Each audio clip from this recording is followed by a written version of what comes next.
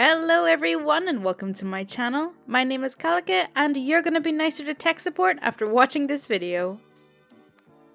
The boss isn't always right, but he is always the boss. But not all bosses are weak, cowardly weasels. Some will eat crow when it's on the menu. Hapless Hank works for a retail chain with a couple of dozen stores in 3 states. He's been there since the era of dumb terminals and analog data lines, and he built today's VPN-based WAN for Windows point-of-sale systems from the ground up. He's been with the company for a long time, and it's worked out well for the company and for Hank. One of the reasons it's worked out well is that he's trained his boss well. The boss, who we shall call Bob, because that's not his name, is the number 2 guy in the company, and is rather more tech savvy than most execs, but he knows his limits. He also knows that if he asks hapless Hank technical questions, trying to sound smart for the owner, he'll get technical answers until his eyes glaze over and he asks for an executive summary. The bottom line is, if Hank is out of the office for the rare vacation, Bob the boss can handle most of the routine stuff that comes up. And when something needs to be done, Bob the boss and the owner tell Hank what they want. Hank tells them what it'll cost, and they say yeah or nay, and everyone gets on with their job. Hank has been with the company for a long time because he likes working there, and they keep him around because he does the job well. A virtual paradise of IT work. But even the Garden of Eden has its snake, and occasionally that snake will bite someone. In this case, it actually bit someone who had it coming. The main point-of-sale server had been spontaneously shutting down for no apparent reason, and going through some acrobatics on reboot. It didn't take long for everyone, including the support desk at the vendor, to agree that it sounded like the UPS was going bad. The electrical service in the neighbourhood was less than perfectly reliable, and occasional blips were not uncommon, but nobody was certain enough to foot the bill to replace it without a test, so a test was in order.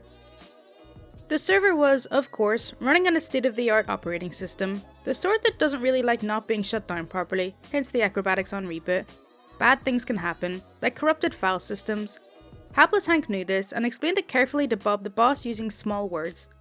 But this was early in their relationship, and Bob hadn't yet learned that when Hank was certain about something, he was almost always right, and Bob was feeling a little cocky. Let's just unplug the UPS from the wall and see what happens. That's a bad idea. It would corrupt the file system, the server wouldn't boot, and somebody would have to spend the next 4.5 hours doing a restore from the backup tape. Then the stores would have to go through the logs and manually re-enter all the business that happened before it died, and we'd have to enter all the credit card stuff as cash, so the books would be a mess. You know our controller won't like that at all. Yeah, it really took that long. There was a lot of data, and the drive was chosen more for reliability than speed, and it was a long time ago. Ugh, it'll be fine. I really advise against it. We need to shut the server down first, which involves notifying all the stores to go offline, because neither of our adventurers wanted to come in after ours. That'll take half an hour. By the time we call everyone, shut it down and boot it back up, and the store hates going offline, and it's dinner time. It'll be fine. If it doesn't boot back up, I'm not staying to do the restore. Fine. If it doesn't boot back up, I'll stay and do the restore. You already know the rest of the story. I went out to dinner at a nice steakhouse. Bob, if I remember correctly, had stale donuts, watching the percentage restored slowly count up for 4.5 hours, while all the stores were offline. Accounting was unhappy the next morning because nobody could balance the books and do the bank deposit until they'd manually rekeyed everything and uploaded all the offline transactions. Bob the boss didn't have an especially happy day because crow is not tasty, even with salt. These days, Bob the boss does not always listen to hapless Hank, but when it's a warning of possible technical problems, it's the way to bet. I really like this story because Bob made an executive decision, stuck by it, and then stayed late to work to clean up his own mess. It's a much nicer story than all the entitled bosses you hear about who won't stand by their word and place the blame on everyone else or try and get someone fired. That's not how credit cards work, lady. The backstory. My dad spent a summer during college working at this credit card company. He worked a customer service phone line with a bunch of other teens working the same summer job. They used to get in trouble when customers would complain and ask to elevate the call to a supervisor, so they developed a system where they pretended to be each other's supervisors. It worked very well. Now, onto the story. The cast. CC, clueless customer. MD, my dad. PS, pretend supervisor. Thank you for calling the credit card company. This is Dad. How can I help you? Hi, I used your credit card last month and today you sent me a bill. That can sometimes happen. In fact, I'd be surprised if it didn't. What's your question? The bill says I need to pay for these charges? Oh, are you saying you didn't make these purchases? No, I bought them. I just didn't think I'd have to pay for them. Why would you think that? because this is a rewards card and I thought I could just go out and collect my rewards. Oh, I'm very sorry. The way this card works is that, like any other credit card, you have to pay for what you purchase. What makes our card special is that you earn rewards on top of what you purchase. That's the stupidest thing I've ever heard. I demand to speak to your supervisor. My dad smiles and nudges his friend next to him. Just a second, ma'am, I'll connect you. Hello, ma'am. Dad has explained the issue you're having. Yes, and I don't understand how this could be happening. Oh, I'm very sorry. The way the card works is that, like any other credit card, you have to pay for what you purchase. What makes our card special is that you earn rewards on top of what you purchase. Oh, I see. Thank you for clarifying. That makes so much more sense. I'm glad somebody there knows what they're doing. Have a nice day, and thank you for calling. The end. People like this used to drive me up the wall when I worked at call centers. You'd be on the phone explaining something to a customer for, let's say, 20 minutes. And just because they didn't like what they were hearing, they would demand to speak to your manager. So the manager takes over the call, tells them the exact same thing you've been telling them for the last 20 minutes, and they just graciously accept this new information. I hated it. The day HDMI died, a little. I am the entirety of the tech department at a large music school. I do everything, from computer purchasing and provisioning, to software support, to admin duties on 5 to 7 different systems, all deep data pulls and reporting, phone systems, printers, websites, kiosks, lighting, plumbing, fixing doors and knobs and chairs, staple removers and chairs, and AV. I set up and fully tested the day before a MacBook connected via HDMI to a receiver that feeds audio to surround sound speakers and a HDMI projector. Literally plug and play, except on some older Dell laptops that die if you connect HDMI while the thing is actually running. Yesterday, gorgeous sound through the sound system. Took a minute to realise we had to change the video output from 1080p to 1080i to keep the image from bleeding out of the widescreen area. I'm looking up the differences as soon as I'm done posting this. So, knowing it works, I set it up the exact same way today, knowing I would have about 120 kids and 60 to 80 parents watching us screen 3 short movies the kids filmed over the past 2 weeks. I'm cool. Everything is 5x5, plugged in the laptop, instantly got video. Let's do this. Director introduces the program. It's the first time doing short films at this camp. The school finally has the tech. This should be awesome. I kill the lights, hit play on the MacBook, the title sequence plays, and the film starts. Silently.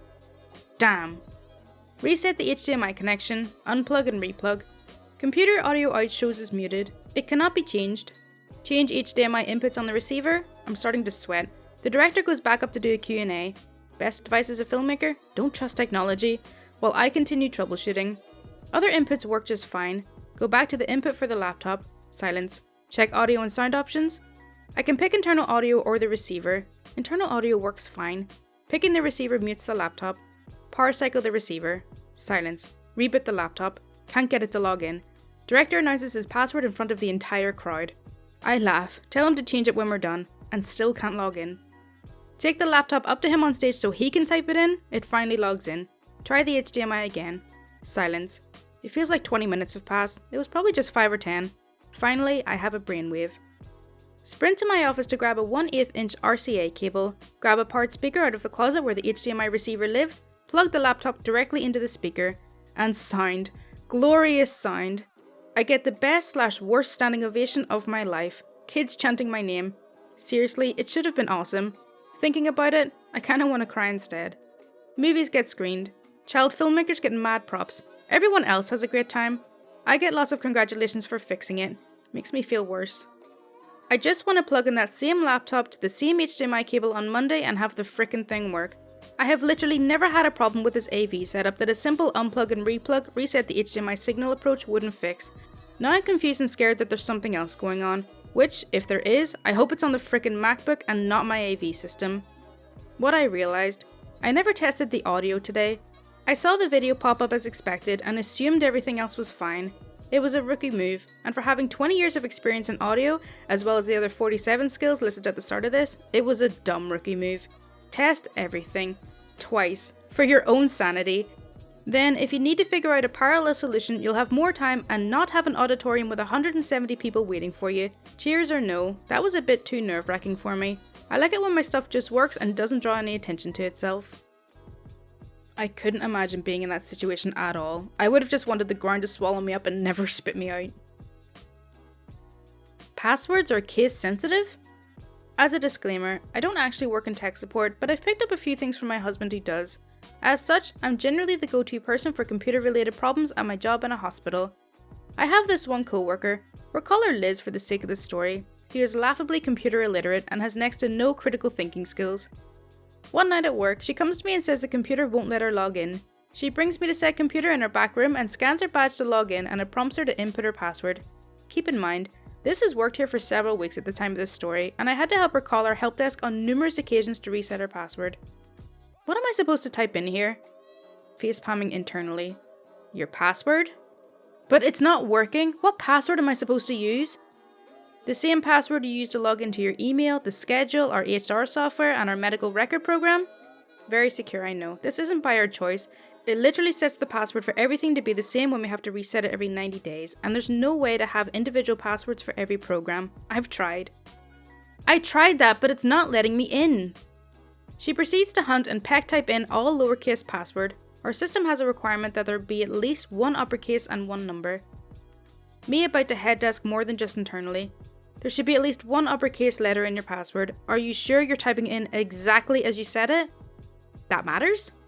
Yes. Passwords are case sensitive for a reason. If you capitalized a letter when you set your password, you need to capitalize it every time you log in. This was not the last time I had to help her with basic stuff like this either. If there's any interest, I can post more stories to do with her as well as some of my other escapades helping people with basic computer stuff here at work. Needless to say, I had a beer or two when I got home at 8 the following morning. The funny thing is, I am not tech savvy at all. I once somehow accidentally formatted my husband's gaming desktop and deleted his administrator account on it by logging into my account and watching Netflix. I just have the common sense to try basic fixes and Google it if it can't figure out how to fix it. How some people survive in this day and age without knowing simple things like passwords need to be case sensitive is beyond me. Okay, so that's all for r/Tales from Tech Support. I really hope you did enjoy it. As always, if you do want to see more content like this, then please do subscribe. My Twitter, Discord, and Patreon links are in the description, and any support is greatly appreciated. Thank you so much for watching. Bye!